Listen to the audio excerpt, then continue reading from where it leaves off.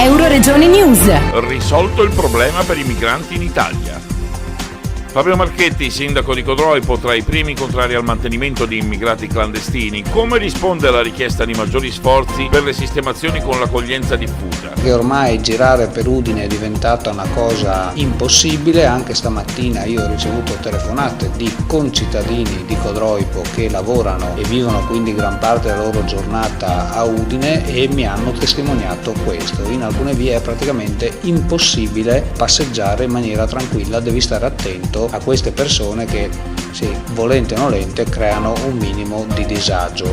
Anche per quelle persone, ormai sono moltissime, soprattutto friulane, italiane, senza entrare in una polemica che potrebbe generare altri scontri infiniti tra ius sanguinis e ius solis, secondo la quale oggi abbiamo i cittadini italiani residenti con figli che perdono il posto di lavoro e non hanno reddito, mentre questi signori percepiscono una sorta di vitalizio gratuito senza nulla dare in cambio. Dal Medio Friuli per Euroregione News, Marco Mascioni. Euroregione News.